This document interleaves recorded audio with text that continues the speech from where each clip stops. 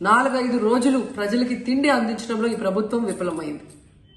కనీసం ఇది జరిగినప్పుడు సీఎం గారు పనిచేయట్లేదు, వయసు అయిపోయింది.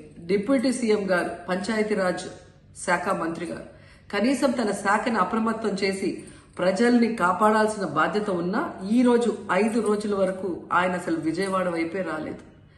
ఇక ఆ కాన్స్టిట్యున్సీ ఎమ్మెల్యే ప్లస్ రాష్ట్ర మంత్రి లోకేష్ గారు మొత్తం మునిగిపోయి మంగళగిరి, విజయవాడ అలల్లాడిపోతుంటే ఆయన హైదరాబాద్లో ఎంజాయ్ చేస్తున్నారు.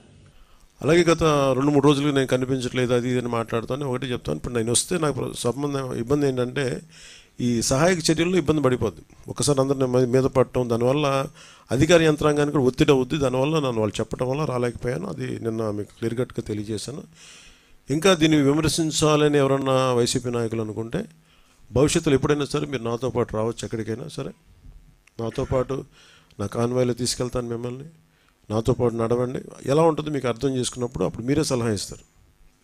అందుకని దయచేసి దీన్ని ఒకసారి మీ దృష్టికి తీసుకొస్తాను. కానీ విమర్శించే వైసీపీ నాయకత్వానికి ఎవరికైనా సరే రాష్ట్ర ప్రభుత్వం చేస్తున్న ఈ చర్యల మీద ఎవరన్నా విమర్శించదలుచుకుంటే వాళ్ళందరికీ కూడా ఫస్ట్ మీరు సహాయం చేసి మాట్లాడండి.